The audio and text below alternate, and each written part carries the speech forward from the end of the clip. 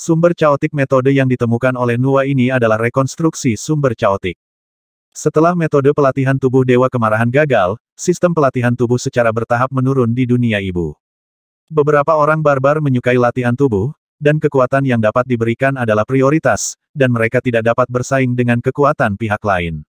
Baik itu Nuwa, atau kekuatan super lainnya di dunia ibu, mereka telah lama direpotkan untuk memperkuat tubuh fisik mereka. Saat itu, Nuwa telah melangkah ke surga ke-22, dan dia menemukan tanda aneh dari pantai seberang di dalamnya. Tanda dari pantai seberang ini disebut roh sumber kekacauan. Spirit of Chaotic Source milik token tambahan dari pihak lain. Setelah memanggilnya, itu bisa menyatu dengan tubuh fisiknya sendiri, sangat meningkatkan kekuatan tubuh fisiknya. Jiwa sumber kekacauan adalah tanda yang sangat umum dari pihak lain di surga ke-22. Peningkatan kekuatan fisik tidak dianggap kuat, dan kekuatan pihak lain juga sangat biasa. Tanda dari pihak lain semacam ini adalah tidak dihargai sama sekali di surga ke-22. Tapi secara kebetulan, Nuwa menemukan karakteristik yang sangat spesial dari Chaotic Source Spirit. Roh dari sisi lain ini sebenarnya adalah makhluk hidup. Meski makhluk hidup di pantai seberang langka, mereka tidak ada apa-apanya di level Nuwa.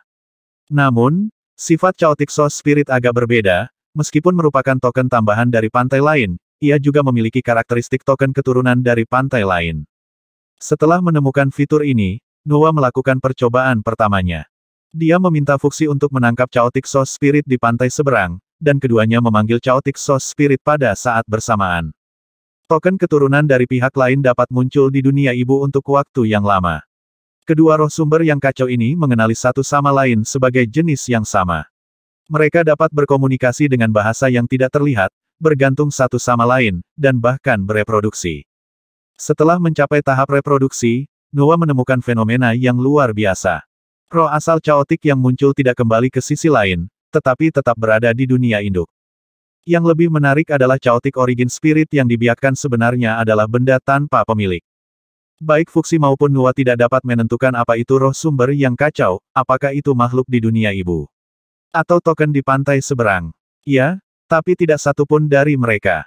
Satu roh sumber chaotic dapat memperkuat bagian tubuh, bagaimana jika ada banyak roh sumber chaotic? Nuwa memikirkan hal ini dan juga sangat bersemangat. Melalui dua roh sumber chaotic pertama, mereka terus berlipat ganda, dan jumlah roh sumber chaotic yang berkumpul di tangan Nuwa juga meningkat. Ketika jumlah chaotic origin spirit melebihi 100, Nuwa meminta Fuxi untuk menyerap semuanya. Semua roh sumber chaotic yang direproduksi ini dimasukkan ke dalam tubuh Fuxi, secara langsung mengangkat tubuh fisik Fuxi ke tingkat yang lebih tinggi, jadi Fuxi adalah orang pertama yang membuat ulang sumber chaotic.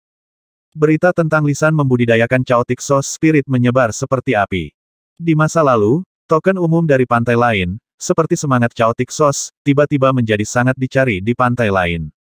Berbagai negara adidaya telah meluncurkan perebutan roh sumber chaotic, yang pernah menyebabkan roh sumber chaotic hampir menghilang di 22 langit. Mirip dengan pengalaman Nuwa, pembangkit tenaga super lainnya juga telah membudidayakan keturunan roh sumber chaotic, dan makhluk aneh ini telah menjadi cara yang bagus untuk memperkuat diri mereka sendiri. Munculnya roh asal chaotic berarti bahwa peningkatan itu dan semua jenis token misterius yang menentang surga dari pihak lain telah menjadi lebih praktis, setidaknya mereka dapat melampaui batas penguatan tubuh fisik. Tetapi negara adidaya utama tidak senang terlalu lama, dan menemukan bahwa jalan ini agak tidak bisa dijalankan. Pada saat itu, Nuwa sangat berhasil melipat gandakan Chaotic Source Spirit, hanya dalam 1 tahun, dia telah membudidayakan hampir ribuan Chaotic Source Spirit, penurunan besarnya. Beberapa kekuatan super telah sibuk selama beberapa tahun, tetapi hanya ada ratusan roh sumber Chaotic, dan terlebih lagi, mereka tidak mendapatkan apa-apa, dan roh sumber Chaotic telah berhenti berlipat ganda. Belakangan, setelah kekuatan super itu menelusuri alasannya di kuil, mereka akhirnya sampai pada suatu kesimpulan. Ras Chaotic Origin Spirit memiliki batas jumlah, dan batas ras mereka adalah 200.000. Setelah jumlah Chaotic Origin Spirit mencapai 200.000, tidak ada lagi yang dapat direproduksi. Ketika salah satunya dimurnikan, yang berikutnya akan lahir. Karena Nuwa adalah orang pertama yang menemukan roh sumber Chaotic, ketika kekuatan super lainnya pindah, dia telah mengembangkan lebih dari 100.000 roh sumber Chaotic, sedangkan kekuatan super lainnya tidak lebih dari puluhan ribu, sangat menyedihkan. Selain itu, setelah makhluk-makhluk super kuat itu menyempurnakan Chaotic Origin Spirit, Chaotic Origin Spirit baru kemungkinan besar akan lahir di Lisan. Bagaimanapun, Lisan memiliki jumlah Chaotic Origin Spirit terbesar.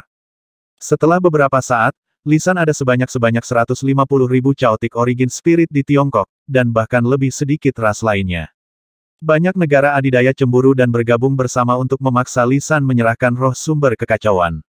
Di bawah tekanan yang luar biasa, Nuwa memilih untuk berkompromi, dan dipaksa untuk membangun dunia besar Hunyuan tanpa daya, menyatukan semua kekuatan super di dunia induk, dan menempatkan semua roh Chaotic Yuan ke dalam dunia besar Hunyuan.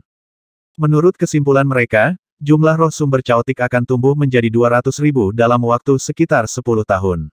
Pada saat itu, orang dari semua ras dapat datang untuk memanen. Berapa banyak yang bisa dipanen, dan rekonstruksi sumber Chaotic dapat diselesaikan tergantung pada rejeki pribadi. Tapi dunia hebat Hunyuan tidak bisa dimasuki dengan santai, tiketnya langka di seluruh dunia induk. Sebuah tiket hampir berarti orang yang kuat di Chaotic Origin Realm. Ada begitu banyak orang jenius di 7 gunung Istana Taitian, tetapi mereka semua menatap tiket ini. Terlalu berlebihan bagi Selir Yan untuk memberikan 10 atau 8 tiket. Kruk tipis Jenderal Tuaying ditusukkan ke tanah lagi, dan dia mendengus dingin apa gunanya meminta begitu banyak tiket. Selir Yan tidak berdebat dengan lelaki tua itu. Dia tersenyum ringan pada Luo Zeng. Sekte Pedang Xin Liu itu sangat dekat dengan istana selir kekaisaran kita, dan aku telah memberimu token, jadi kamu harus sering datang dan melihatnya. Mengatakan ini, Selir Yan melayang pergi. Pena Tuaying meludahi punggung Selir Yan, dan kemudian perlahan berbalik menuju Haoran Walk ke gerbang istana pedang. Ling Xuang sedang bermain Ying Lao, menatap Luo Zeng, dan bertahan lama sebelum mengucapkan sepatah kata pun. Luo Zeng, mengapa kamu pergi ke istana Taidi sebelumnya? Sikap Selir Yan terlalu abnormal, pikir Ling Xuang. Coba tebak apa yang terjadi antara Luo Zeng dan Feng Ge. Aku menyinggung Feng Ge terakhir kali pada pertemuan 7 gunung, kata Luo Zeng. Ling Xuang mengangguk, yah, aku mengingatkanmu pada waktu itu bahwa Feng Ge sangat marah pada saat itu, jadi berhati-hatilah dengan balas dendamnya.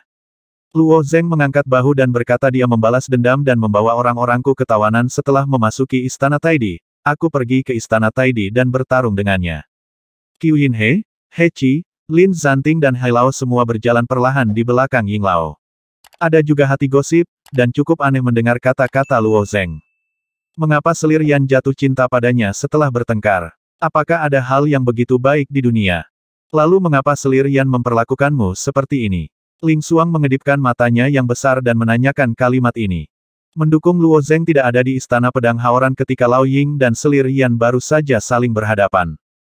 Jadi sikap Ying Lao terhadap Selir Yan membuat Luo Zeng merasa sangat tidak bisa dijelaskan, hanya saja mereka berdua memiliki dendam.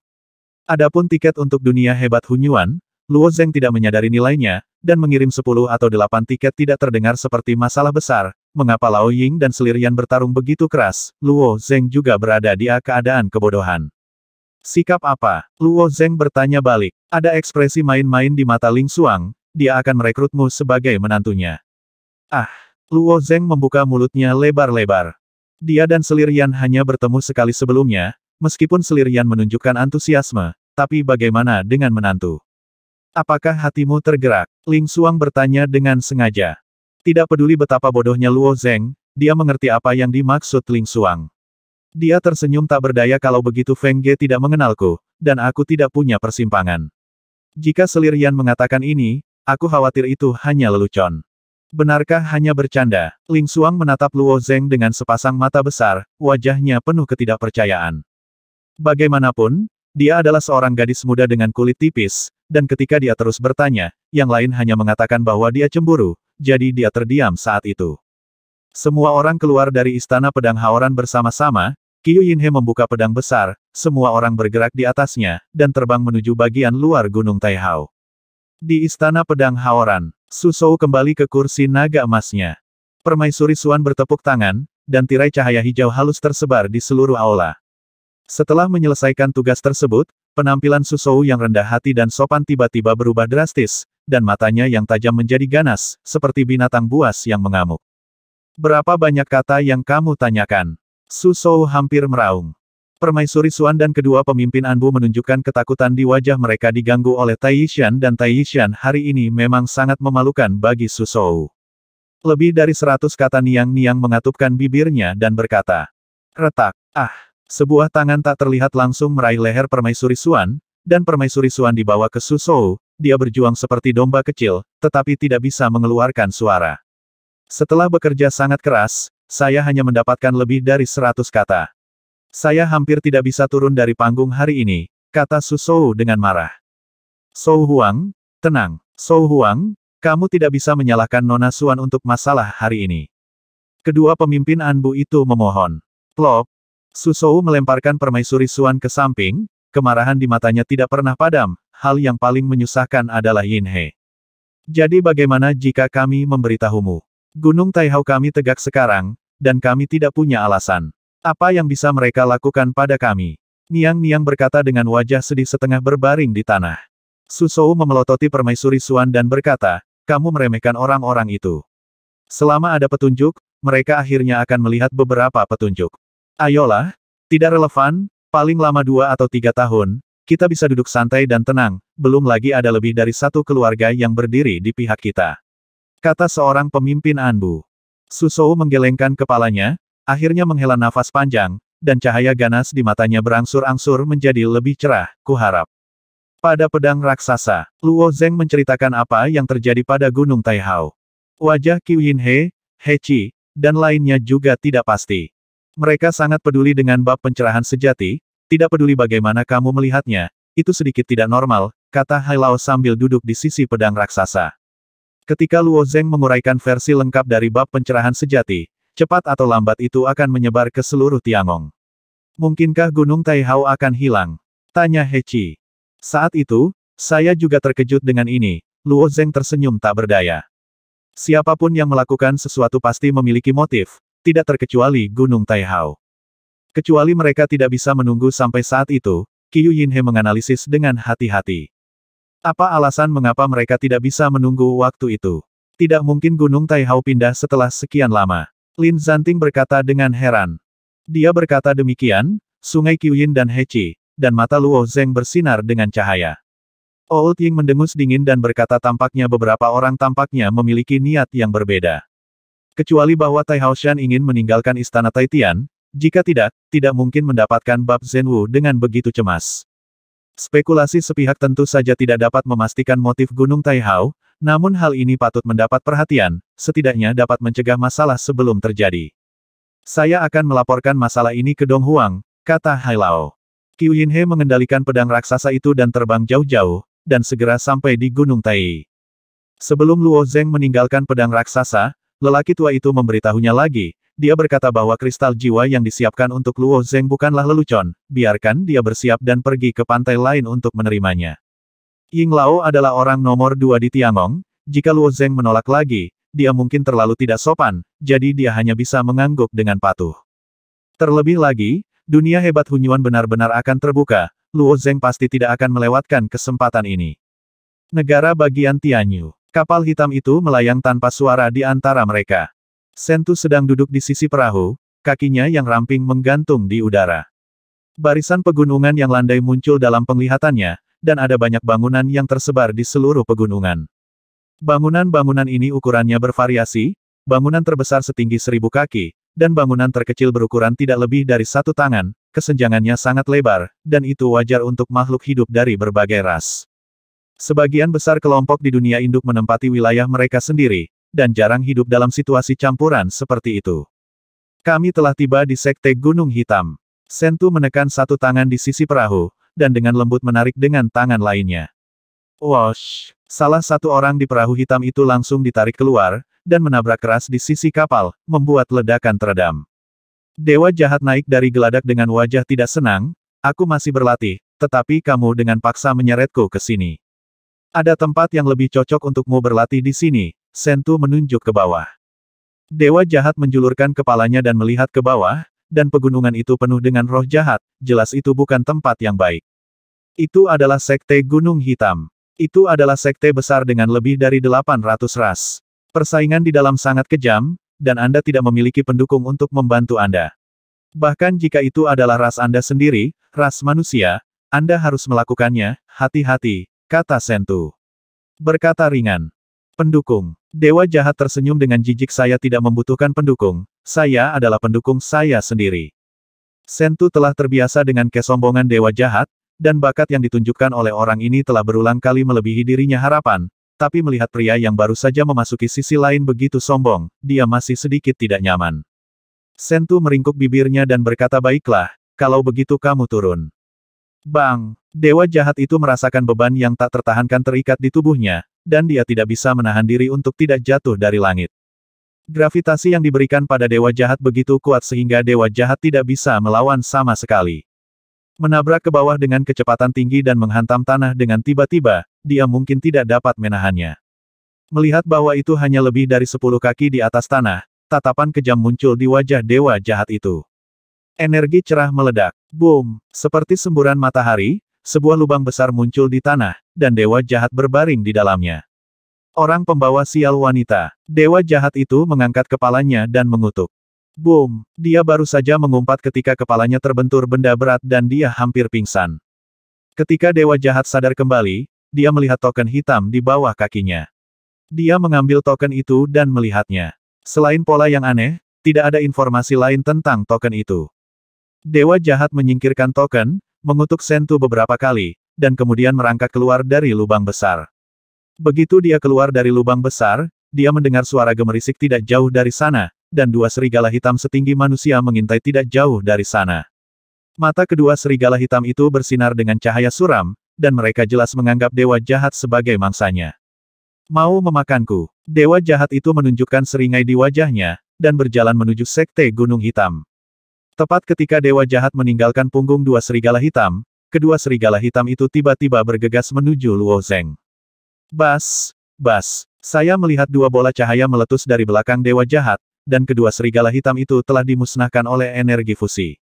Binatang buas selalu menjadi binatang buas. Dewa jahat memandangi tunggul serigala hitam yang tersebar di seluruh tanah dan mencibir. Dia hanya mencubit kepalanya, dan alisnya tiba-tiba mengerutkan kening. Di depan adalah aliran gunung yang rendah. Dari sekitar aliran gunung, makhluk berbentuk aneh terlihat. Ada yang berbentuk seperti macan tutul dan kekar, sementara ada yang kurus dan kurus seperti tikus, tetapi mengandung rasa kekuatan yang kuat. Hampir tak terlukiskan.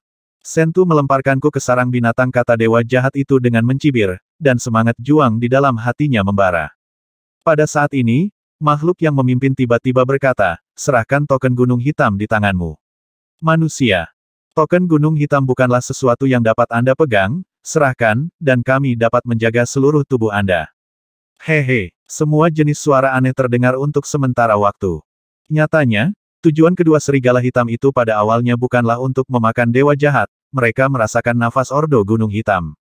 Sekte Black Mountain adalah sekte terkenal di sini, dan tidak peduli setan dan hantu macam apa itu bisa dimasukkan di dalamnya.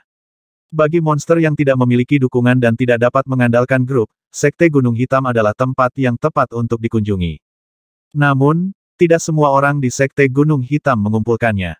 Sangat sulit bagi orang asing biasa untuk mendapatkan token Gunung Hitam ini. Hantu dan dewa ular yang bercokol di sekte Gunung Hitam tidak hanya berkelahi dan melahap satu sama lain, tetapi tujuan mereka adalah untuk mendapatkan sepotong token Gunung Hitam. Menghadapi ras asing yang mengancam, kesombongan di wajah dewa jahat akhirnya banyak memudar. Meskipun Sentu tidak memberikan petunjuk apapun, token Gunung Hitam harus menjadi tanda untuk memasuki sekte Gunung Hitam ini. Melihat ras alien dengan bentuk aneh akan bergerak, lingkaran-lingkaran cahaya berbentuk berlian tiba-tiba muncul di kaki dewa jahat. Hari-hari ini, dewa jahat telah mengalami banyak bimbingan, dan penggunaan energi fusi telah dinaikkan ke tingkat yang lebih tinggi. Saat cahaya terakumulasi, ras alien itu bergegas ke arahnya satu demi satu. Robek dia. The Order of the Black Mountain adalah milikku. Boom! Saat ras alien ini menyerbu, halo voli meledak lapis demi lapis. Gelombang kejut yang berkobar menyebar ke segala arah, mampu memusnahkan hampir segalanya. Dengan bantuan tumbukan ini, dewa jahat melesat ke depan seperti anak panah. Beberapa dari monster alien itu ditelan oleh energi fusi, dan sisanya mengikuti di belakang dewa jahat. Ras alien yang bercokol di sekte Gunung Hitam telah tumbuh dalam pembantaian dan pembantaian sejak mereka dilahirkan. Kematian adalah hal yang biasa bagi mereka. Bahkan jika dewa jahat memiliki sarana yang kuat, mereka tidak dapat menghalangi mereka. Mencicit. Di antara banyak pemburu, seekor tikus abu-abu yang sangat lincah melompat ke punggung dewa jahat. Dewa jahat itu segera menghancurkannya, tetapi tikus abu-abu itu masih merobek sepotong daging dari bahunya. Fiuh! Seekor gajah kekar melecutkan cambuk panjang penuh duri ke tanah. Dia menyentuh tangan dewa jahat itu, punggungnya, dan segera merobek pakaiannya hingga berkeping-keping, meninggalkan noda darah di punggungnya. Jika aku benar-benar ingin dikelilingi oleh monster-monster ini, aku khawatir aku bahkan tidak memiliki seluruh tubuh, sentuh orang pembawa sial. Dewa jahat itu mengutuk dalam hatinya yang tertekan. Di kapal hitam, dewa jahat memang telah belajar banyak. Meskipun Sentu sombong, selama periode waktu ini, dia hampir membantu dewa jahat membentuk kembali pandangan dunia. Dia memberitahu Tulhu bahwa energi fusi Dao tidak ada artinya, dan bahkan memberitahunya metode lain untuk menggunakan energi fusi Dao, dan memperingatkannya bahwa banyak orang telah menempuh jalan ini dan gagal. Tulhu tidak menerima saran ini, dia merasa energi ini cepat atau lambat akan bergabung satu sama lain. Tapi dia tetap memilih untuk mengikuti saran Sentu, bagaimanapun, wanita ini berjanji kepadanya bahwa setelah dia melangkah ke alam sumber caotik, dia akan membantunya membuka tempat roh. Tetapi untuk mencapai alam sumber caotik, dia harus pergi ke dunia besar sumber caotik. Waktu pembukaan dunia sumber caotik sudah sangat dekat, sebelum itu, dia harus segera meningkatkan kultivasinya. Inilah alasan mengapa Sentu mengirim dewa jahat ke Sekte Gunung Hitam. Sekte yang bercampur dengan ratusan ras ini adalah sekte yang kacau balau, penuh dengan pembunuhan dan konspirasi. Ini bukan hanya tempat budidaya, tetapi juga tempat pengujian. Ketika dewa jahat itu berlari sejauh puluhan mil dalam satu tarikan napas, dia masuk ke celah dua aliran gunung. Ketika dia melangkah ke aliran gunung, semua ras alien di belakang berhenti di jalurnya. Tidak peduli apakah itu monster sekuat patung raksasa atau serangga seukuran kepalan tangan, mereka semua berhenti mengejar dan membunuh. Apa yang harus dilakukan? Dia sudah memasuki gerbang gunung. Tanpa perintah Black Mountain, siapapun yang masuk tanpa izin pasti akan mati. Ayo, anak manusia ini beruntung. Kurasa dia menang tidak bertahan setengah hari di Sekte Gunung Hitam. Melihat ras alien itu berangsur-angsur bubar, dewa jahat itu menunjukkan ekspresi kejam di wajahnya. Dia selalu menjadi satu-satunya yang menabrak orang lain, jadi mengapa kucing dan guk-guk ini berani mengejar dan membunuhnya? Ketika saya telah mencapai sesuatu di Sekte Gunung Hitam, saya pasti akan memusnahkan iblis dan goblin ini setelah saya meninggalkan gunung. Ketika dia berpikir demikian di dalam hatinya, jejak udara dingin tiba-tiba mengenai lehernya, dan pada saat yang sama terdengar suara yang menyedihkan, "Manusia, apakah kamu memiliki urutan gunung hitam?" Di belakangnya, helaian pangkemping kain mengambang di udara, di bawah kain ada tulang mati. Saya tidak tahu makhluk apa tulang mati ini sebelum hidup, ada tulang sayap besar terlipat di belakang tulang mati. Ketika dewa jahat melihat tulang kering, pupilnya juga menyusut, dan dia menyerahkan token gunung hitam. Jika kamu memasuki sekte gunung hitamku, kamu bisa keluar hidup-hidup. Kamu pasti karakter Weiba, tapi aku harap kamu bisa hidup sampai hari itu, cekikikan ikutlah denganku. Dan kemudian berbalik untuk memimpin jalan, dewa jahat mengikuti di belakang dengan ketidakpedulian, dan berjalan menuju sekte gunung hitam, membiarkan kegelapan di depannya menelannya. Kembali ke halaman sekte pedang Xin Liu, Si Yukin bergegas keluar lebih dulu, mengajukan pertanyaan. Terakhir kali Luo Zeng pergi ke Minghu, dia pergi tanpa pamit. Yang penting Xiao Yin kembali, tetapi Luo Zeng tidak kembali, Si Yukin, Ning Yudi, dan yang lainnya juga cukup khawatir saat mendengarnya. Melihat Luo Zeng aman dan sehat, mereka lega. Luo Zeng hanya memberitahu mereka bahwa dia pergi ke Minghu untuk berkultivasi. Adapun masalah Istana Taidi dan Gunung Taihao, dia tidak akan mengatakan apa-apa. Xiao Yin tahu bahwa Luo Zeng telah menyembunyikan beberapa kebenaran, tetapi dia tidak menunjukkan, bagaimana seharusnya Tuan menangani hal-hal ini, dia tidak bisa bertanya sebagai pelayan. Setelah tinggal di halaman selama setengah hari, pintu halaman dibuka kembali. Xiao Yin membuka pintu dan melihat wajah bersemangat Mo Yijian. Kudengar putramu Luo kembali. Mo Yijian menjadi semakin sopan kepada Luo Zeng sekarang, tetapi pada awalnya dia bahkan tidak tertarik untuk mengetahui kehidupan Luo Zeng. Anakku, kamu baru saja kembali. Xiao Yin bertanya-tanya, bukankah Mo Yijian mengundang seseorang untuk menjaga halaman mereka? Xiao Yin benar-benar menebak dengan benar. Setelah Mo Yijian mendapatkan bagian dari bab pencerahan sejati, dia mengabdikan dirinya untuk mempelajarinya hampir tanpa henti, dan tiba-tiba menemukan sebuah misteri besar. Beberapa hari yang lalu, Mo Yijian datang ke Luo Zeng, dan dia harus kembali ketika mengetahui bahwa Luo Zeng tidak ada di sana. Dalam 2 hari terakhir, dia telah mengirim orang untuk menatap halaman Luo Zeng, dan ketika dia melihat Luo Zeng kembali, dia datang ke pintu secepat mungkin. Aku punya sesuatu untuk mencarinya, kata Mo Yijian sambil tersenyum. Xiao Yin tidak pandai menolak, dan setelah mengangguk, dia pergi mengundang Luo Zeng. Luo Zeng melihat wajah bersemangat Mo Yijian, dan merasa sedikit aneh di hatinya, apakah anak ini ingin datang untuk meminta bab pencerahan sejati lagi. Kakak Luo Zeng telah bersama Sekte Pedang Xin Liu untuk waktu yang lama. Aku ingin tahu seberapa jauh saudara Luo Zeng telah mengembangkan seni pedang arti sejati. Mo Yijian bertanya tiba-tiba. Pertanyaan ini di luar dugaan Luo Zeng. Memang benar dia telah memasuki Sekte Pedang Xin Liu untuk beberapa waktu, tetapi belum lama ini dia mendapatkan pedoman pedang Xin Liu, dan dia sibuk dengan Qishan Xiaohui beberapa waktu yang lalu, dan pergi ke Minghu, meskipun dia juga meluangkan waktu untuk mempelajarinya sepanjang jalan Xin Liu Jiandian, tidak banyak yang didapat. Ini hanya sedikit pemahaman, jawab Luo Zeng dengan jujur, saya tidak tahu mengapa saudara muda Yijian mengajukan pertanyaan ini. Kegembiraan di wajah Mo Yijian menjadi lebih intens, kakak Luo Zeng harus bergegas, pencerahan sejati Anda. 150 poin pertama dari bab ini benar-benar cocok dengan Xin Liu Jian, terutama kekuatan supernatural untuk membunuh hati, yang sangat misterius jika digabungkan dengan Yang Hun. Pada titik ini, Mo Yijian melihat sekeliling, dan mungkin tidak dapat menemukan yang cocok objek dipilih langsung sebagai Luo Zeng. Apa yang kamu lakukan? Luo Zeng tiba-tiba menjadi waspada.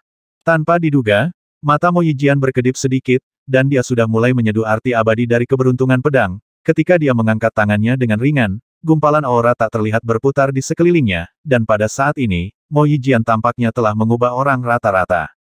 Di mata Luo Zeng, Mo Yijian menjadi pedang besar yang mengungkapkan ketajamannya, dan hendak membunuhnya. Membunuh pedang hati. Wajah Luo Zeng berubah drastis. Niat membunuh terlalu kuat, Luo Zeng harus berhati-hati. Wosh! Sosok Luo Zeng dengan cepat mundur ke belakang, kakinya membuat tanda yang berat di tanah, dan pada saat yang sama, dia membuat serangan balik. Tidak hanya Luo Zeng, tetapi Ning Yudi, Xiao Yin, dan gadis-gadis lain di halaman juga ketakutan oleh aura Mo Yijian. Mo Yijian melihat Luo Zeng menghindari jauh, dan kemudian bereaksi, wajah yang sedikit tidak dewasa itu menunjukkan sedikit permintaan maaf. Ah, maaf aku hanya ingin bereksperimen, aku membuatmu takut. Marah dan lucu, orang ini benar-benar idiot pedang. Momentum yang baru saja kamu miliki apakah itu diciptakan melalui pencerahan sejati?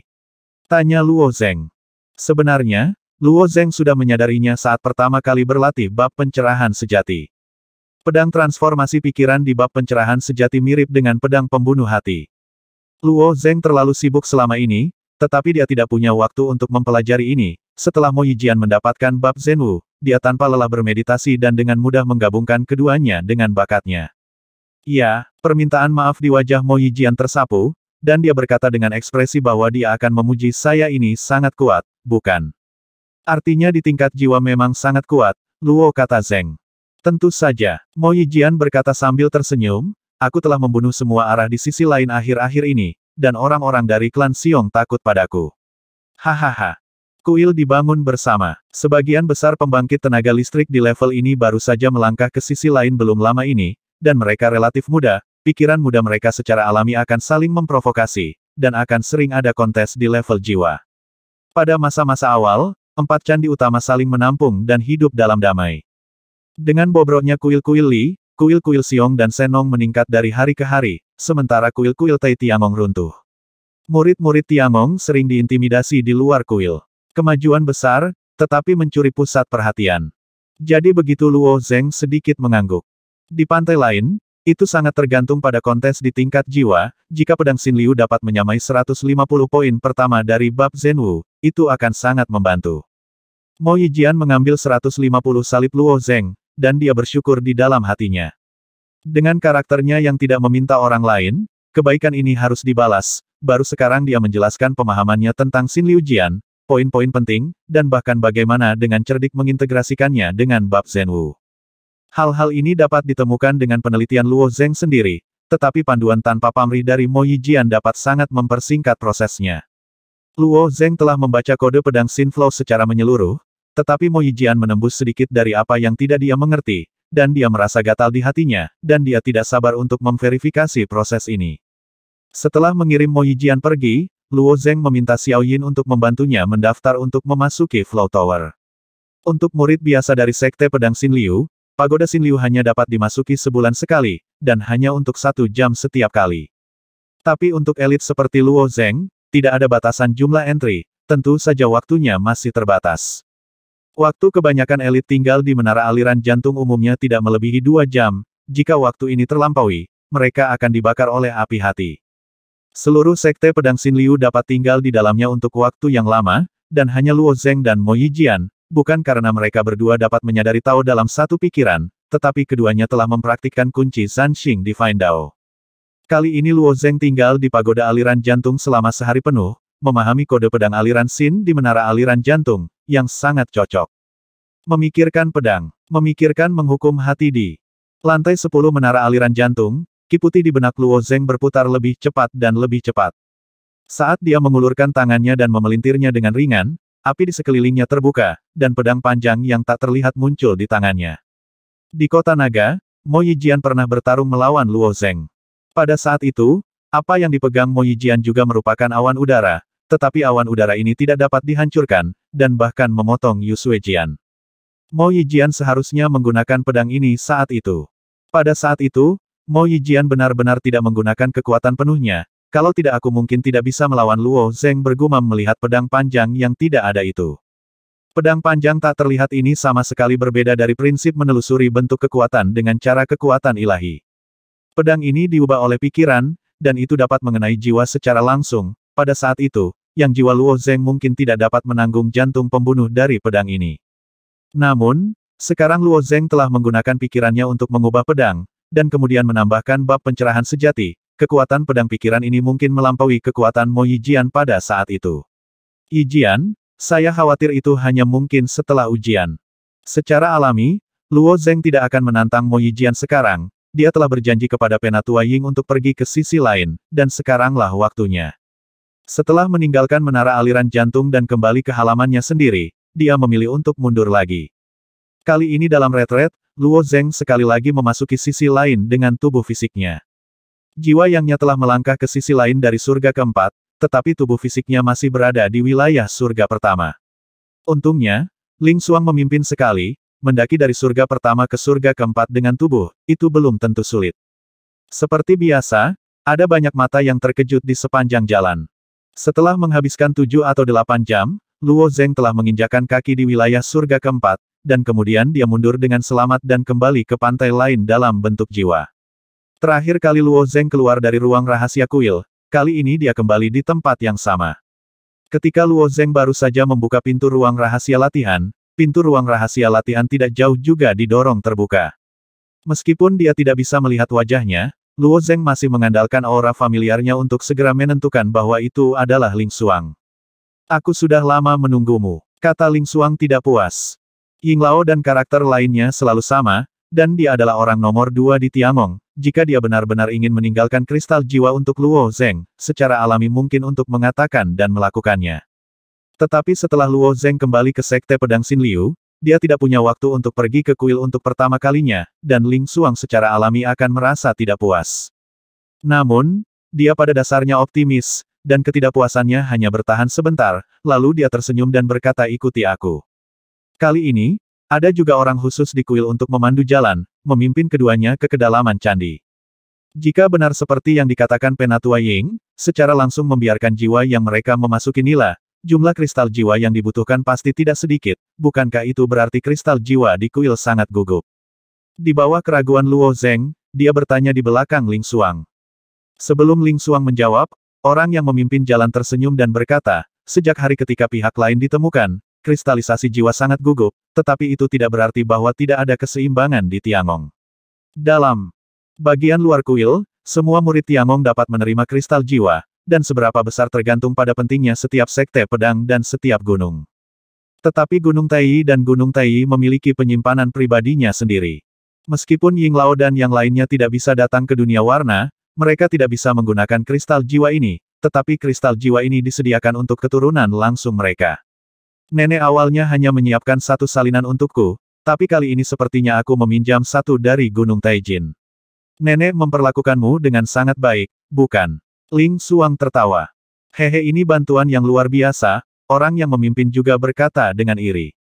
Tentu saja orang ini tahu bahwa kristalisasi jiwa yang menyatu sudah cukup untuk membuat jiwanya gembira, tetapi itu sepenuhnya mengangkat jiwa ke tingkat yang lebih tinggi dan langsung menuju dunia keinginan.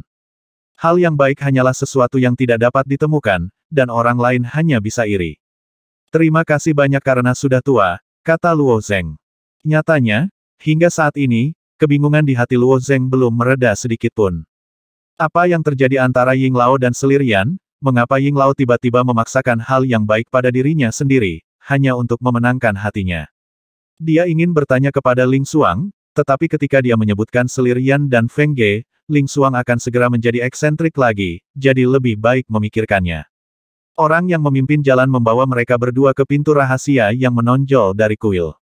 Penjaga di sini sangat ketat. Ada formasi rune yang terukir di bagian atas, bawah, kiri dan kanan dinding, dan fluktuasi jiwa yang kuat terjadi, ditransmisikan dari formasi-formasi rune ini. Itu pasti susunan pembunuhan yang ditujukan pada jiwa.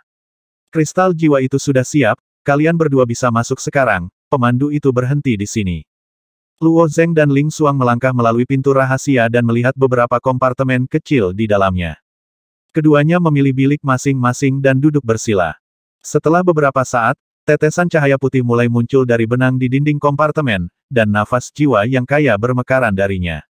Luo Zeng tidak ragu-ragu, mengulurkan tangannya untuk membimbing dengan lembut, dan kristal jiwa murni itu mengalir ke dalam dirinya, dan secara bertahap dimasukkan ke dalam yang solnya. Saat titik cahaya putih terus mengalir masuk, jiwa yang dari Luo Zeng dan Ling Xuang juga semakin kuat. Ketika keduanya pertama kali memasuki lautan makna sebenarnya, jiwa Luo Zeng sedikit lebih kuat dari Ling Xuang. Kemudian, satu orang menyerap sekelompok besar kristal jiwa di kuil, dan keduanya dapat dengan cepat melintasi 4 langit, tetapi Sekte Pedang Xin Liu memberi Luo Zeng lebih banyak kristal jiwa, dan yang jiwa Luo Zeng melampaui Ling Xuang.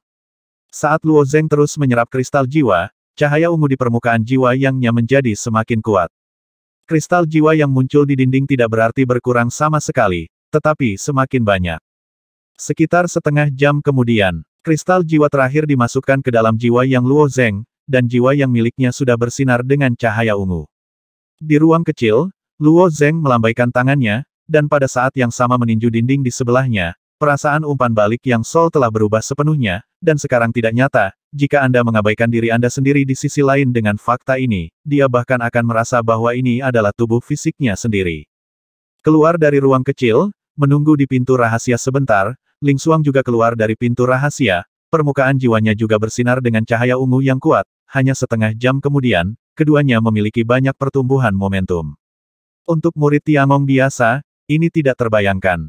Sebagian besar murid Tiangong hanya bisa mendapatkan hadiah kristal jiwa yang langka kecuali mereka telah mencapai prestasi besar. Mereka lebih bersedia untuk menjelajahi kuil yang hanya sedikit orang yang menginjakan kaki, dan kadang-kadang mereka dapat memperoleh sesuatu. Ling Xuang datang dan meremas lengan Luo Zeng setelah mengolah jiwa nila, sentuhan apapun menjadi lebih nyata, dan bahkan penampilan Ling Xuang menjadi lebih jelas. Meski dia masih tidak bisa melihat wajahnya dengan jelas, ujung Yang Hun menjadi lebih tajam. Rasanya seperti jiwa yang berbeda, sangat aneh, kata Ling Xuang. Aku juga sedikit tidak nyaman, jawab Luo Zeng sambil tersenyum. Keduanya berjalan keluar dari kedalaman kuil, dan saat mereka mencapai pintu masuk kuil, mereka melihat banyak jiwa yang bergegas masuk, masih meneriakkan sesuatu. Ling Xuang melangkah maju untuk menghentikan salah satu dari mereka dan bertanya, apa yang terjadi? Pria itu berkata, ada beruang datang untuk membalas dendam. Mereka melepaskan ular itu. Ular apa? Luo Zeng adalah kaget. Ling Xuang mengerutkan kening dan berkata, itu ular jiwa yang dibesarkan oleh keluarga Xiong. Beraninya mereka menaruh ular itu di sini. Ayo keluar dan lihat. Keduanya baru saja bergegas keluar dari kuil ketika mereka melihat kegelapan letakkan di depan mereka. Blockbuster. Setelah Luo Zeng menatap dengan hati-hati, dia menyadari bahwa itu adalah sekelompok ular hitam, tetapi dia tidak dapat melihat pola dan detail ular jiwa ini dengan jelas. Makhluk asli di pantai lain dapat membedakan penampilan dan detail, sedangkan jiwa yang dan bahkan tubuh fisik Luo Zeng di luar pantai lain hanya dapat melihat garis besar kasar, dan tidak dapat membedakan penampilan dan detail seperti yang dikatakan Ling Xuang, jiwa-jiwa ini ular itu dilepaskan oleh Xiong. Gelombang ular akan datang. Kembali ke kuil. Orang pembawa sial, Nyonya Xiong, Anda tidak ingin menyerang kuil Tiangong kami. Banyak murid Tiangong berteriak keras, kata-kata mereka jelas penuh kebencian. Ya, Ya satu demi satu, bilah tajam menebas ke arah sekelompok ular, langsung memotong banyak ular jiwa menjadi dua. Sebagian besar murid Tiangong melarikan diri, tetapi masih ada sejumlah kecil murid Tiangong yang melawan, membunuh ular jiwa itu. Kekuatan murid-murid Tiangong ini lumayan, ada bercak cahaya ungu di permukaan jiwa yang, dan masih ada jarak dari jiwa yang memasuki nila, tetapi mereka juga sosok yang bisa menginjakan kaki di urutan ke-9, dan langit ke-10. Tapi gelombang ular itu terlalu besar, orang-orang ini tidak bisa memotongnya sama sekali. Mereka terus mundur menuju pintu masuk kuil sambil menembak. Apakah ular jiwa ini berencana untuk bergegas ke kuil? Luo Zeng bertanya. Wajah Ling Xuang tenang, mungkin tidak. Ada konflik kecil antara kuil-kuil tahun ini, tetapi mereka masih sangat terkendali. Jika keluarga Xiong benar-benar mendorong gelombang ular ke dalam kuil, itu berarti ada beruang Si, pergi berperang dengan Tiangong. Tolong, jeritan datang dari tidak jauh. Luo Zeng dan Ling Xuang melihat pada saat yang sama dan melihat 4 orang dikelilingi oleh ular. Jiwa yang dari keempat orang ini masih berwarna coklat muda, dan aura mereka sedikit tersebar, jelas mereka baru saja melangkah ke surga keempat belum lama ini. Mereka berempat secara alami ingin mundur ke kuil, tetapi gelombang ular datang deras seperti gelombang, dan kecepatannya sedikit lebih lambat, dan mereka dikelilingi oleh gelombang ular, mereka berjuang keras sambil memenggal kepala ular jiwa. Berdasarkan bagaimana mereka berempat bisa membunuh mereka, mereka akan tenggelam oleh gelombang ular. Mengapa mereka tidak mundur dari sisi lain? Luo Zeng sedikit aneh. Kecuali di kuil-kuil itu, tempat lain di sisi lain dapat keluar sesuka hati. Jika Anda dikalahkan oleh ular jiwa ini, Anda dapat langsung pergi. Lihatlah kaki mereka, kata Ling Xuang. Di bawah kaki keempat orang itu, benang cahaya biru muda bersinar, dan benang cahaya itu mengikat jiwa mereka ke tanah. Klan besar ini telah berada di sisi lain selama bertahun-tahun, dan beberapa dari mereka menggunakan cara untuk membuat orang tidak dapat keluar dari sisi lain. Benang ringan ini adalah benang pembungkus jiwa yang digunakan oleh keluarga Xiong. Tidak bisa berhenti. Akibatnya, mereka berempat jelas berada dalam situasi putus asa. Aku akan menyelamatkan orang. Luo Zeng tidak ragu lagi, dan dia bergegas maju dengan langkah, dan seluruh lengannya mulai berputar menjadi paku. Paku bercahaya ungu memiliki kekuatan jiwa berkali-kali lebih besar dari ular jiwa ini, dan dengan satu sapuan tangannya, puluhan ular jiwa terpotong. Ya. Ling Xuang juga menolak membiarkan Luo Zeng mengambil risiko sendirian, dan mengikuti. Pedang jiwa kecil melayang di sekelilingnya, dan setiap ular jiwa yang berani mendekat akan dipotong berkeping-keping oleh pedang jiwa kecil ini. Di bawah kerja keras kedua orang itu, mereka dengan paksa membuka jalan di tengah gelombang ular, membunuh sampai keempat orang yang dikepung. Keempatnya sudah menyerah. Mereka baru memasuki pantai seberang beberapa tahun yang lalu, dan sekarang mereka telah melangkah ke surga keempat di pantai seberang, bahkan jika mereka melihat seluruh Tiangong, mereka adalah murid yang luar biasa. Tepat ketika mereka putus asa, gelombang-gelombang jiwa tiba-tiba datang dari jarak yang tidak jauh. Gores! Jiwa ular yang sulit ini dipotong, dipatahkan, dan roboh seperti sedotan. Dua jiwa yang bersinar dengan kecemerlangan ungu telah mendarat di samping mereka. Gelombang jiwa yang sangat kuat. Itu adalah jiwa indigo, pembangkit tenaga tingkat jiwa nila. Qiancheng, kita selamat. Mereka berempat tidak pernah berharap seseorang akan membantu mereka di saat-saat terakhir. Qiancheng menatap kosong ke salah satu jiwa yang, merasakan keakraban samar di hatinya, dia sepertinya pernah melihat orang ini di suatu tempat. Tidak cocok tinggal di sini untuk waktu yang lama, kembali ke kuil, kata Luo Zeng. Kemudian Luo Zeng menyeberangi Qiancheng dan menghentikan gelombang ular yang deras.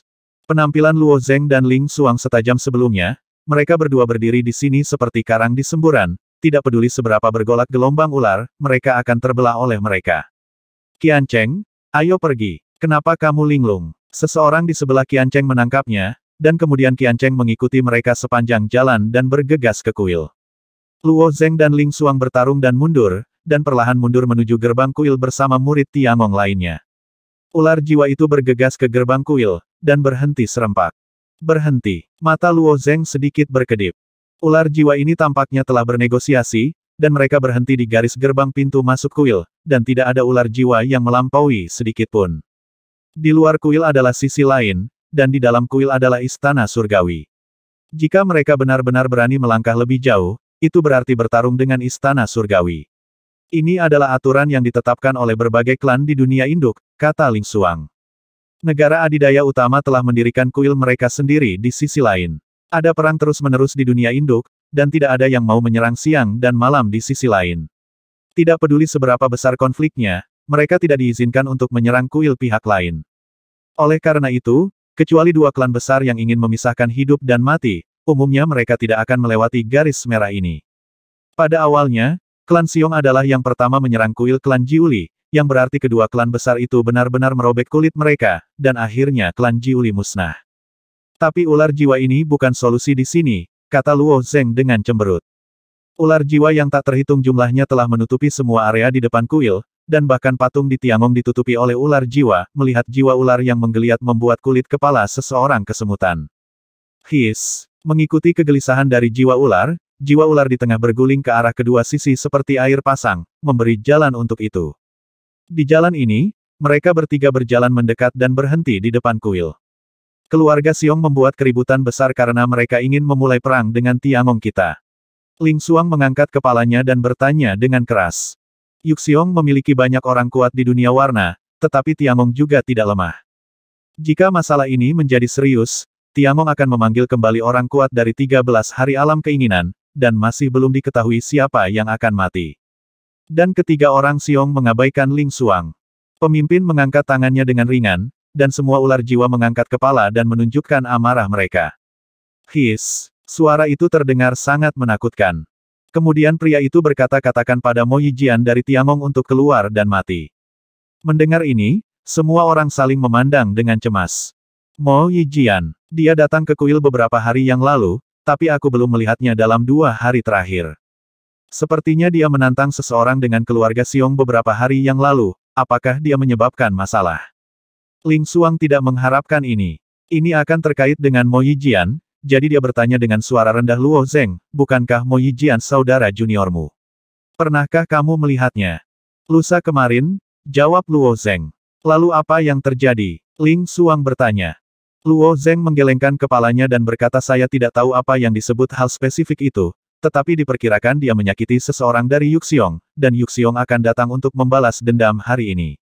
Meskipun Luo Zeng tidak tahu apa yang terjadi beberapa hari yang lalu namun, Mo Yijian mendekati Luo Zeng dan memberitahu Luo Zeng bahwa dia telah membuat terobosan besar dalam Xin Liu Jiandian dengan hati anak ini, dia secara alami tidak sabar untuk menemukan seseorang untuk berlatih. Tempat di mana panduan pedang Xin Flow mengerahkan kekuatan terbaiknya adalah di pantai seberang.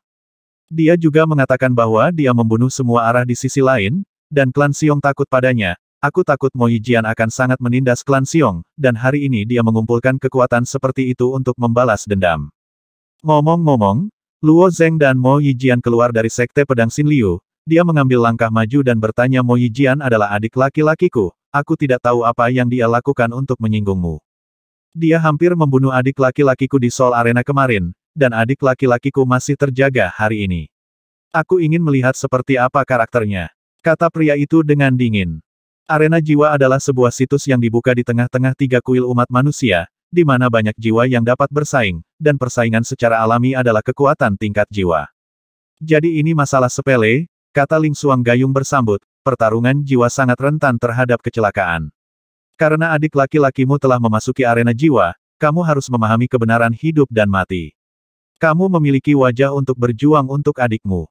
Minta penjelasan. Ada banyak orang yang telah mati di arena jiwa selama bertahun-tahun, tetapi di arena jiwa, hidup dan mati akan bergantung pada takdir, yang telah lama menjadi aturan default dari 3 ras utama manusia. Siapa bilang aku datang untuk meminta penjelasan? Kamu harus tahu bahwa kamu akan membayar harga jika kamu begitu sombong di arena jiwa hari itu. Jika Mo Yijian tidak berani keluar untuk bertarung, gelombang ularku tidak akan hilang untuk sehari. Lanjut pria itu. Kuil itu diblokir oleh gelombang ular, dan tidak ada seorang pun di kuil yang bisa masuk atau keluar, yang secara alami akan menimbulkan masalah besar bagi Tiangong. Apa yang harus kita lakukan? Apakah kamu akan mengundang Mo Yijian? Dalam hal momentum dan kekuatan, klan Xiong memang bisa mengalahkan Tiangong. Meski marah, mereka juga sangat tidak berdaya. Beberapa orang diam-diam mundur dari pantai seberang dan menyerahkan masalah itu ke Istana Surgawi. Qian Cheng dan ketiga temannya diam-diam menatap Luo Zeng di depan. Orang ini dari sekte Xin Liu Jian. Kudengar Xin Liu Jian mengirim Mo Yijian, seorang jenius yang tercerahkan dengan satu pikiran, tapi dia bukan Mo Yijian, mungkinkah Gao Qizeng? Seorang pria di samping Qiancheng menebak dengan suara rendah. Aku pernah melihat Gao Qizeng, itu bukan dia, suaranya sama sekali tidak terdengar seperti itu, orang lain menggelengkan kepalanya sebagai penyangkalan. Qiancheng memandangi sosok Luo Zeng, matanya penuh keraguan. Entah itu nafas atau suara, mereka sangat mirip dengan orang yang dia temui saat pertama kali memasuki lautan niat sejati, orang yang bisa berenang di lautan niat sejati. Pertama kali Tiangong mengetahui bahwa seseorang bisa berenang di lautan arti sebenarnya ditemukan oleh Qiancheng dan yang lainnya. Sejak itu, Qiancheng dan yang lainnya mengabdikan diri untuk kerja keras dan tidak pernah bertemu lagi. Tetapi orang itu seharusnya bukan dari Tiangong, mengapa dia menjadi milik Tiangong ketika dia muncul kembali? Sulit dipercaya untuk memikirkannya. Qiancheng akhirnya menggelengkan kepalanya, menyembunyikan tebakan ini di dalam hatinya dan tidak mengungkapkannya. Gelombang ular masih menari di gerbang Tiangong. 3 orang dari keluarga Xiong bertekad untuk memaksa Mo Yijian muncul, dan berteriak keras dari waktu ke waktu. Kedua belah pihak saling berhadapan di pintu masuk kuil untuk sementara waktu, dan seseorang berjalan keluar dari kuil, melewati kerumunan, dan menghadapi 3 orang dari klan Xiong dengan senyum tipis. Bukankah aku mengatakan itu? Aku akan pergi ke arena jiwa lagi dalam 3 hari. Tidak bisa menunggu lebih lama lagi. Orang yang berbicara tentu saja adalah Mo Yijian.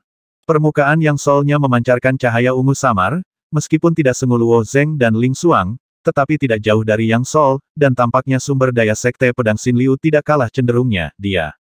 Kamu adalah Mo Yijian, kata orang yang dipimpin oleh klan Xiong.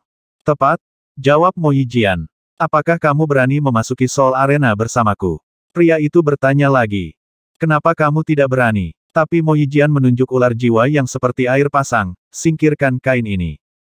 Pria itu juga tidak ambigu, dan ketika dia mengangkat tangannya, sudah ada cahaya terang di tangannya, lingkaran cahaya perak mengeluarkan pot coklat kecil dari lingkaran cahaya, dan dia mengarahkan mulut pot ke ular jiwa hitam. Desir, desir, deru. Semua ular jiwa berubah menjadi sinar cahaya hitam, menembak ke arah pot jiwa. Dalam sekejap mata, ular jiwa yang luar biasa semuanya menghilang. Semua orang di kuil Tiangong menghela nafas lega, mereka tidak ingin masalah ini menjadi masalah besar, dan pada saat yang sama mereka juga sedikit khawatir tentang nasib Mo Yijian. Jiwa yang dari 3 anggota klan Yuxiong semuanya adalah jiwa nila. Setelah memasuki jiwa nila, mereka dapat mencoba melintasi dunia warna. Setelah menyelesaikan rekonstruksi sumber kekacauan, mereka akan menjadi yang kuat di alam sumber kekacauan. Kekuatan jiwa Mo Yijian sedikit lebih lemah, dan dia sangat menderita karena melawan orang-orang ini di arena jiwa. Saya mendengar bahwa Mo Yijian mampu mencerahkan Tao dengan satu pemikiran. Dia memang jenius yang langka di Tiangong. Dia sepertinya tidak gugup sama sekali.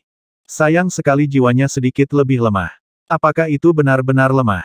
Kamu belum melihat Mo Yi dari beberapa hari yang lalu pedang, 1 orang menggulingkan 3 jiwa indigo dari klan Yuxiong.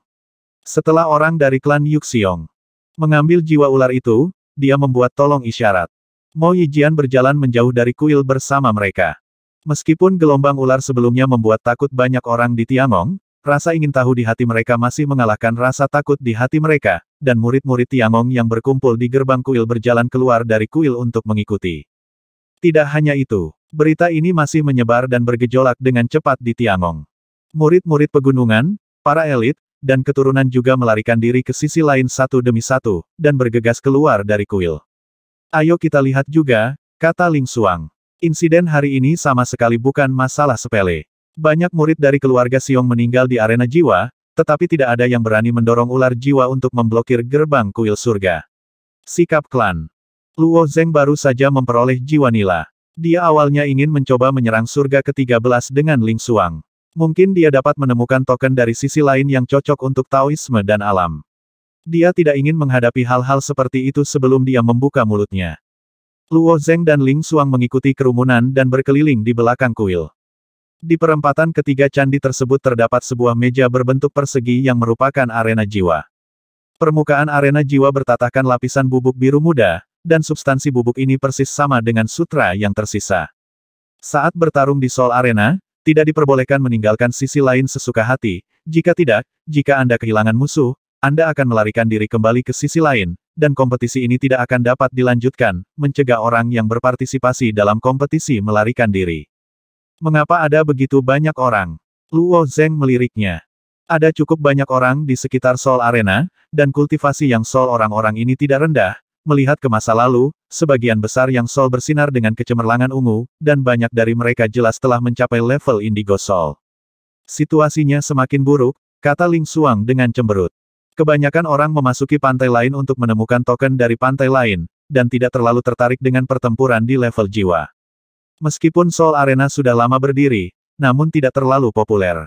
Klan Xiong mengundang Mo Yijian ke arena jiwa, ada begitu banyak orang berkumpul di tempat kejadian, dilihat dari posturnya, selain klan Xiong, ada juga murid Senong. Saat itu, ketika ortodoksi dari 4 ras manusia utama masih ada, saat itulah ras manusia paling bersatu. Kejatuhan Jiuli tidak dijatuhkan oleh klan Xiong, tetapi kuncinya terletak pada bergabungnya klan Senong Lishan. Kombinasi dari kedua kekuatan ini telah membangkitkan kewaspadaan Tiangong, tetapi klan Xiong dan Tiangong secara geografis berjauhan, dan Tiangong serta 2 ras manusia besar lainnya hidup dalam damai dan harmonis. Tetapi seperti yang dikatakan Qiu Yinhe, Tiangong dan klan Xiong memilih cara yang berbeda, dan saya khawatir mereka pada akhirnya akan pergi ke sisi yang berlawanan. Orang yang mendorong gelombang ular berjalan ke arena jiwa, dan berkata dengan keras kemarin lusa, Mo Yijian mengalahkan selusin anggota klan Xiong berturut-turut, dan bahkan merusak jiwa adik laki-laki saya Ji Changluo. Aku belum bangun, hari ini aku akan melawan Mo Yijian lagi untuk adik laki-lakiku. Setelah kata-kata itu jatuh, klan di belakang Ji Changjin mulai berteriak-teriak. Ho, jiwa yang dari orang-orang itu awalnya sangat kuat, dan mereka memaksakan untuk sementara waktu. Mo Yijian melangkah ke arena jiwa dengan santai, dia masih berkata dengan sikap acuh tak acuh ini hanya pergi ke arena jiwa, mengapa ada begitu banyak omong kosong. Ayo lakukan. Tunggu. Kata Ji Changjin lagi berkata, masuk masa lalu, di arena jiwa, Anda akan bertaruh lotere, dan hari ini tidak terkecuali. Lotere, Mo Yijian sudah sedikit tidak sabar, bagaimana kalau bertaruh pada 1000 pil jiwa? 1000 pil jiwa untuk yang biasa murid Tiangong, itu bukan jumlah yang kecil, tetapi bagi Mo Yijian, keberadaan Ji Changjin tidak penting, tetapi Mo Yijian tidak repot-repot melihat prestise apapun, jadi dia dengan santai mengatakan sesuatu. Ji Changjin menggelengkan kepalanya, 1000 pil jiwa tidak cukup. Ayo. Mengikuti perintahnya, seseorang berjalan keluar dari belakangnya, dan orang ini mengeluarkan lingkaran transparan besar dari bola ruang sumi miliknya. Ketika orang-orang di sekitar Soul Arena melihat bola transparan itu, mereka langsung mengeluarkan seruan. Ini kristal jiwa. Begitu banyak kristal jiwa. Ya Tuhan, Ji Changjin tidak berencana mengambil kristal jiwa ini sebagai taruhan, bukan? Luo Zeng dan Ling Xuang juga menunjukkan keterkejutan di wajah mereka. Kristal jiwa pada awalnya adalah benda yang sangat berharga, dan dalam keadaan normal, mereka tidak dapat dibeli dengan kristal dewa dan pil jiwa, dengan kata lain, itu adalah harta yang tak ternilai harganya. Kristal jiwa dalam bola transparan yang dikeluarkan Ji Changjin sudah cukup bagi orang untuk tumbuh ke tingkat jiwa nila dalam satu langkah, lebih banyak kristal jiwa daripada yang diserap Luo Zeng di aula jiwa. Pertarungan jiwa? Apakah layak mengeluarkan begitu banyak kristal jiwa? Ling Xuang bertanya-tanya. Luo Zeng juga berpikir dalam diam, bahkan jika Ji Changjin adalah seorang jenius di klan Xiong, dia seharusnya tidak dapat menghasilkan begitu banyak kristal jiwa, bahkan jika dia benar-benar dapat mengeluarkannya, dia enggan untuk menekannya sebagai lotere. Apa tujuannya? Melihat begitu banyak kristal jiwa, wajah Mo Yijian menunjukkan emosi. Dia masih agak jauh dari level jiwa indigo. Jika dia bisa memenangkan kristal jiwa ini, dia akan bisa mencapai tujuan dalam satu langkah, tapi dia berkata itu tampaknya kompetisi ini tidak dapat dilanjutkan. Apa maksudmu? Ji Changjin balik bertanya. Mo Yijian tersenyum kecut dan berkata lotre Anda terlalu berharga, saya tidak mampu membeli begitu banyak kristal jiwa. Mempertaruhkan 1000 pil jiwa pada sekelompok besar kristal jiwa hanyalah cara bermain yang bodoh. Siapa yang tahu bahwa Ji Changjin melambaikan tangannya dan berkata tidak apa-apa, dengarkan saja aku. Kami telah mempertaruhkan begitu banyak kristal jiwa, tetapi tidak mudah untuk mendapatkan benda ini. Dia menoleh dan menunjuk ke bawah, 2 orang lagi dari keluarga Xiong berdiri. Jiwa yang dari kedua orang ini memancarkan nafas jiwa yang dingin dan kuat, bahkan di antara jiwa nila, mereka juga luar biasa. Hari ini kami bertiga bersaudara akan bertarung dan menerima tantangan dari Istana Surgawi. Jika kami bertiga kalah, kristal jiwa ini akan diberikan kepada pemenang terakhir, kata Ji Changjin. Mendengar kata-kata Ji Changjin, banyak orang menunjukkan emosi di wajah mereka. Akan sangat sulit melawan ketiga bersaudara itu dengan satu orang. Tapi apa yang dikatakan Ji Changjin berarti bahwa mereka menerima pertarungan roda, dan semua orang bisa bergiliran bertarung sampai mereka mengalahkan ketiga bersaudara itu. Bukankah lebih bagus jika dia bisa mendapatkan kristal jiwa dengan mengalahkan yang terakhir dari ketiga bersaudara itu? Tidak perlu dikatakan lagi, kata Mo Yijian, saya khawatir yang lain tidak akan memiliki kesempatan untuk bermain, dan saya sendiri sudah cukup. Ji Changjin hanya mencibir dan meninggalkan arena jiwa, mengatakan pada saat yang sama Ji Yue, yang pertama kamu naik. Ji Yue melompat dan melangkah ke Soul Arena. Om! 5 atau 6 cincin jiwa ungu muncul dari atas kepala Ji Yue. Nafas jiwa yang kuat dan dingin menyebar dari arena jiwa, dan jiwa-jiwa yang lemah itu tidak bisa menahan diri untuk tidak gemetar sedikit. Mo Yijian tersenyum ringan dan tidak banyak bicara, jiwa yang menyapu dengan ringan di arena jiwa, gumpalan tenda putih tersapu dan berubah menjadi pusaran kecil, mekar dengan ketajaman yang mencengangkan. Ini adalah nafas yang sangat kuat dari arti yang sebenarnya, seru Ling Xuang ketika dia melihat perubahan di wajah Bai Mang.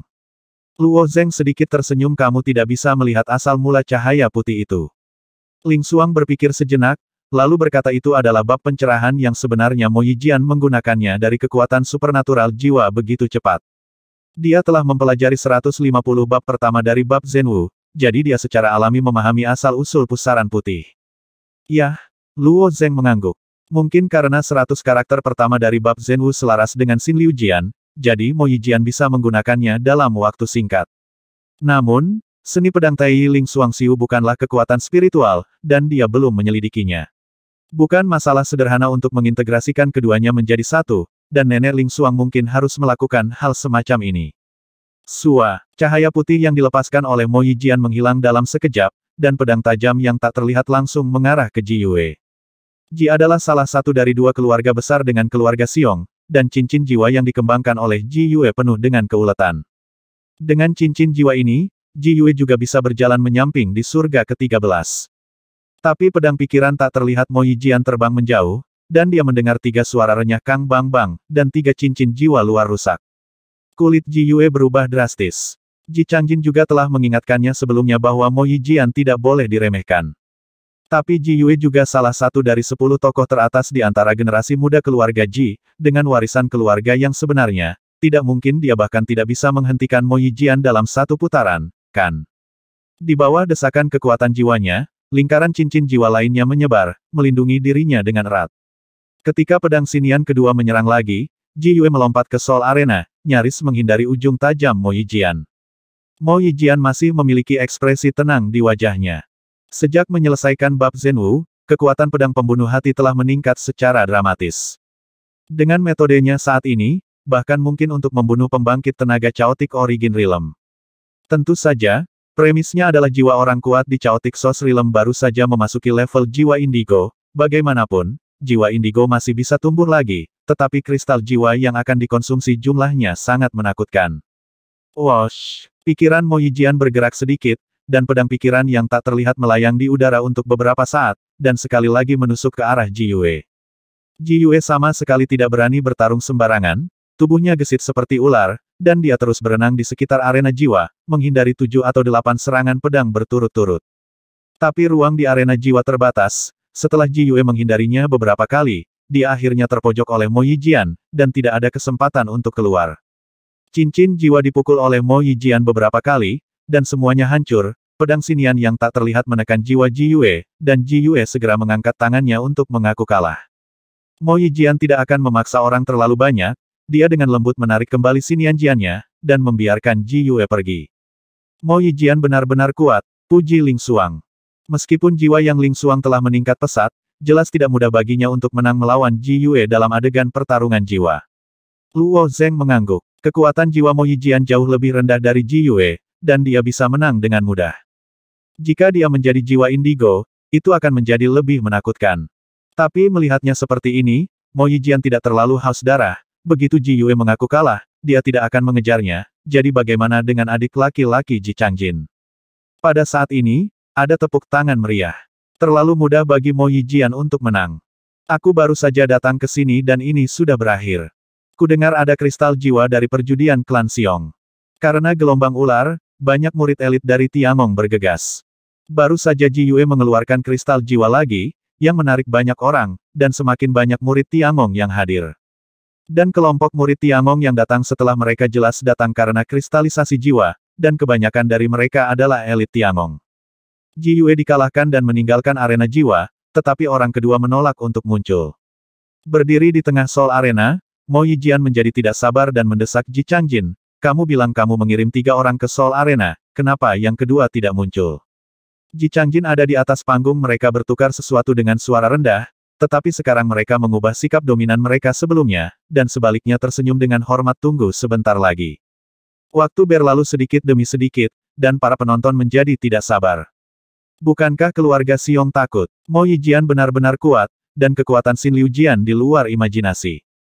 Maka Ji Changjin tidak akan mau menarik kembali kata-katanya, kan? Hahaha. Semua orang di Tiangong tertawa.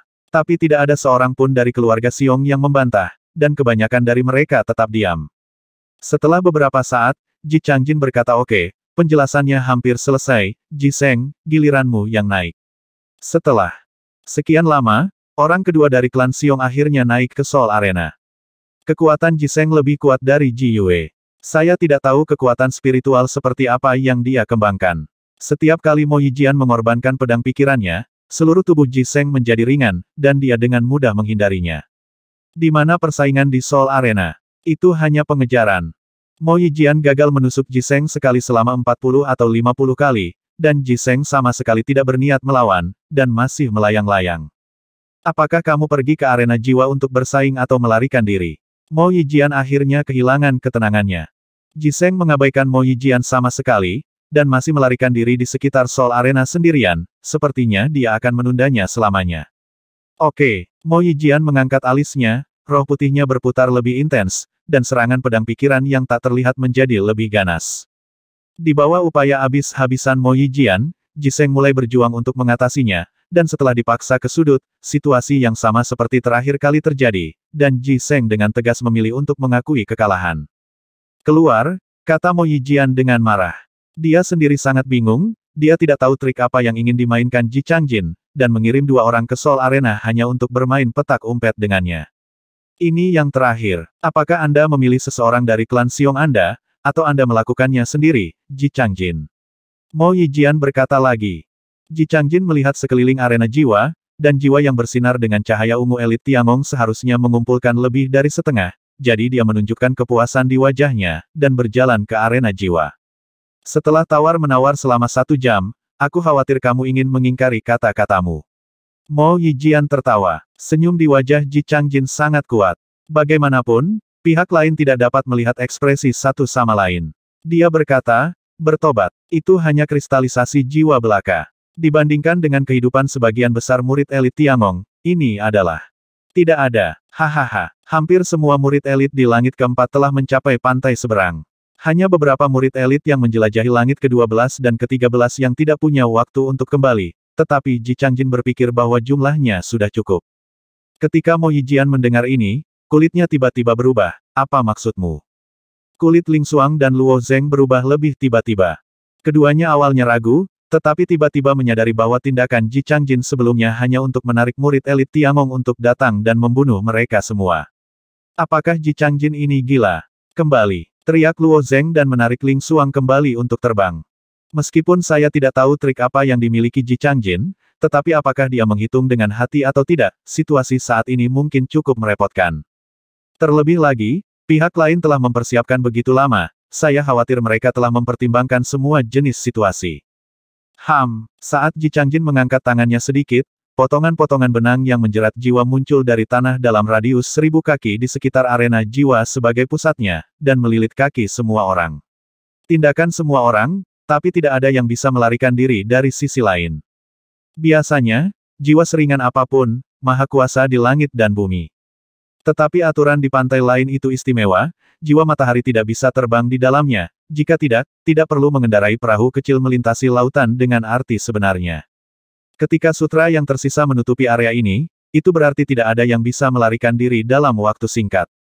Semua murid Tiangong segera bereaksi, ingin kembali ke kuil untuk berlindung, dan setelah efek sutra yang menjerat jiwa menghilang, mereka dapat melarikan diri dari pantai seberang. Luo Zeng dan Ling Xuang adalah yang tercepat, meskipun benang jiwa terikat di bawah kaki, itu tidak mempengaruhi kecepatan. Tapi Luo Zeng masih memiliki firasat buruk di hatinya. Pihak lain berani melakukan langkah besar, dan bahkan mengeluarkan begitu banyak kristal jiwa sebagai umpan, mereka pasti sudah siap sepenuhnya, dan Ji Changjin tidak akan membiarkan semua orang pergi dengan mudah. Tepat ketika Luo Zeng dan Ling Xuang memimpin dan bergegas keluar dari jarak 3 atau 400 kaki, hantu altar gelap tiba-tiba muncul di kejauhan. Altar-altar ini berukuran seukuran rumah, ditutupi dengan beberapa anak tangga, bentuknya sangat sederhana. Luo Zeng mengerutkan kening dan menatapnya, tiba-tiba dia tidak tahu apa yang terjadi dengan altar. Tetapi sebagian besar murid elit di Tiangong memiliki informasi yang baik, dan banyak dari mereka melihat altar ini secara sekilas. Ini altar ikan. Dari mana mereka mendapatkan begitu banyak altar untuk ikan? Hampir menutupi area ini dalam lingkaran. Apa itu altar ikan pemenang? Luo Zeng bertanya dengan cemberut. Meskipun Ling Xuang telah memasuki jiwa indigo, dia, seperti Luo Zeng, belum pernah ke banyak tempat di pantai seberang.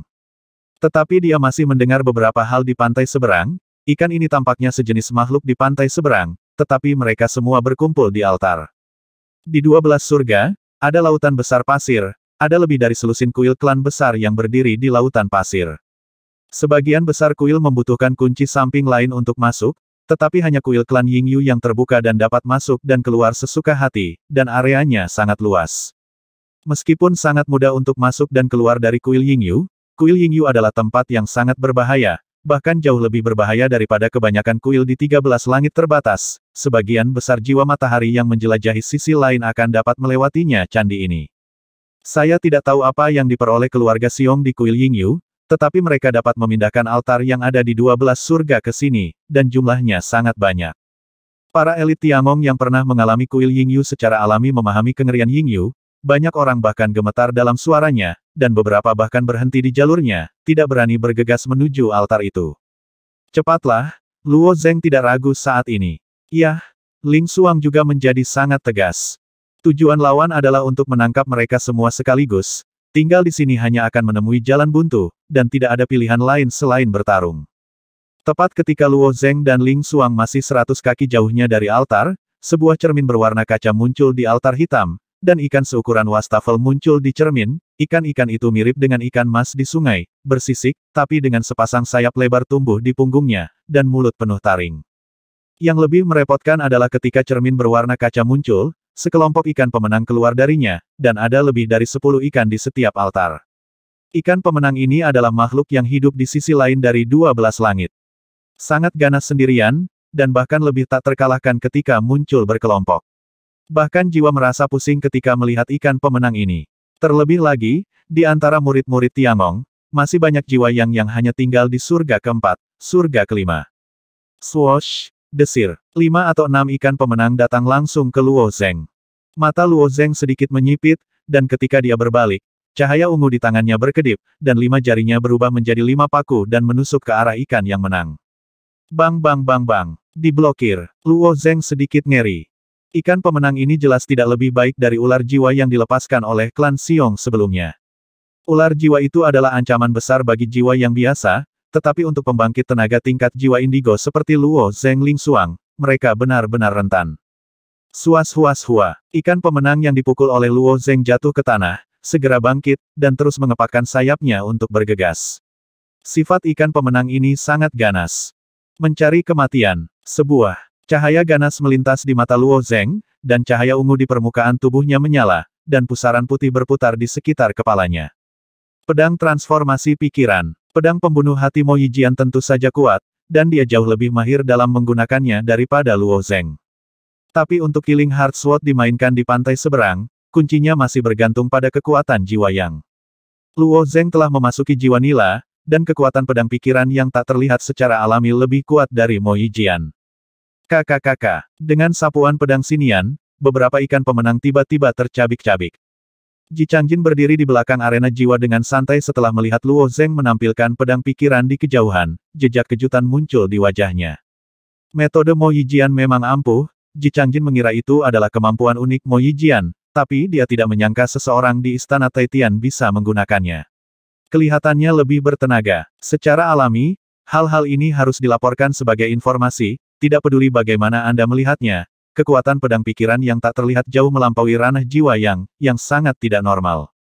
Tidak peduli seberapa kuat itu. Saya tidak percaya bahwa Anda dapat membiarkan pihak lain hidup hari ini, kata Ji Changjin segera, biarkan orang-orang Senong melakukannya, dan tidak ada dari mereka yang diizinkan untuk dibebaskan. Banyak orang-orang dari klan Senong sedang menonton pertempuran hari ini, itu sudah direncanakan sebelumnya. Setelah Ji Changjin memberi perintah, benih berwarna merah muda dan putih menyembur keluar dari tanah di tepi area yang diaspal dengan sutra jiwa, benih ini dengan cepat berkecambah, berbunga, dan berbuah. Buah yang dihasilkan cepat layu, dan mulai mengeluarkan kepingan asap. Klan Senong pandai memurnikan alkimia dan membuat racun, tetapi tabir asap ini bukanlah sejenis racun, tetapi sejenis pesona khusus. Ketika tabir asap ini membentang hingga ketinggian puluhan kaki, anggota klan Senong berkata serempak kondensasi. Tabir asap benar-benar mulai mengembun, dan asap dan debu yang awalnya ilusi berubah menjadi dinding yang kokoh, yang terbentuk sebuah lingkaran, menjebak semua murid Tiangong di dalamnya. Luo Zeng memimpin dan membunuh 30 atau 40 ikan pemenang, dan Ling Xuang mengendarai pedang kecil untuk membunuh banyak. Melihat mereka semua bergegas ke altar, tembok aneh ini muncul di depan mereka. Patah. Pikiran Luo Zeng bergerak, dan pedang pikiran yang sangat tajam menembus dinding yang diubah oleh asap dan debu. Tapi tekstur dinding asap ini sangat aneh, meski pedang pikiran bisa dengan mudah menembusnya, tapi tidak bisa menembusnya sama sekali, apalagi menghancurkannya. 2880